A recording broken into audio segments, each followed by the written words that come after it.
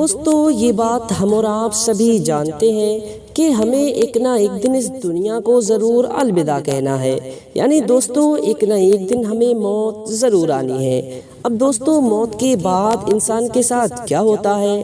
کیا انسان موت کے بعد دوسرا جنم لیتا ہے یا موت کے بعد انسان کہاں رہتا ہے؟ دوستو یہ سوال لوگوں کے دماغ میں گردش کیا کرتے ہیں۔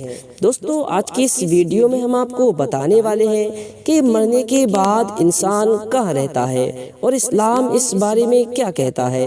دوستو مرنے کے بعد قیامت سے پہلے دنیا و آخرت کے درمیان ایک اور عالم ہے جس کو عالم برزخ کہا جاتا ہے۔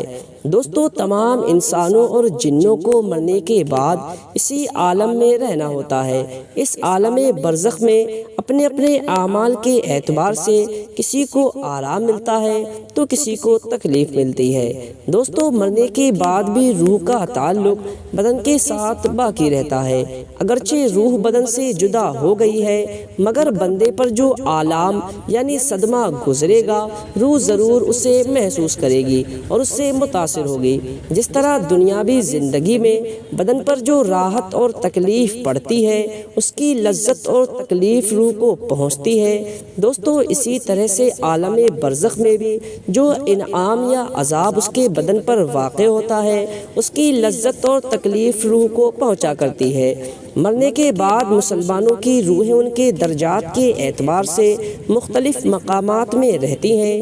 بعض کی ان کی قبروں پر رہتی ہیں اور بعض کی زمزم شریف میں، زمزم شریف کے کنویں میں بھی، اور بعض کی آسمان و زمین کے درمیان، اور کچھ کی آسمانوں میں، کچھ کی عرش کے نیچے قندیلوں میں، اور کچھ کی اعلیٰ علیین میں۔ دوستو مگر روحیں کہیں بھی ہوں اپنے جسموں سے بدستور ان کو تعلق رہتا ہے۔ جو کوئی ان کی قبر پر آئے وہ اس کو دیکھتے ہیں اور اس کو پہچانتے ہیں اور اس کی باتوں کو بھی سنا کرتے ہیں۔ دوستو مردے بھی کلام کرتے ہیں مگر ان کی بات کو انسان اور جنات کے سوا تمام مخلوقات جانور وغیرہ سنا کرتے ہیں۔ دوستو اگر کوئی آدمی ان کے کلام کو سن لے تو وہ بے ہوش ہو جائے گا۔ ایماندار اور نیکوں کی قبریں کسی کی 70 ہاتھ چوڑی ہو جاتی ہیں اور کسی کی قبریں اتنی چوڑی ہو جاتی ہیں کہ جہاں تک اس کی نگاہ جاتی ہے، اور کافروں اور بعض گناہ گاروں کی قبریں اس قدر زور سے دباتی ہیں اور اس قدر تنگ ہو جاتی ہیں کہ ادھر کی پسلیاں ادھر اور ادھر کی پسلیاں ادھر ہو جاتی ہیں۔ دوستو قبر میں جو کچھ عذاب و ثواب مردے کو دیا جاتا ہے اور جو کچھ بھی اس پر گزرتی ہے وہ سب چیزیں مردے کو معلوم ہوتی ہیں، زندہ لوگوں کو اس کا کوئی بھی علم نہیں ہوتا ہے۔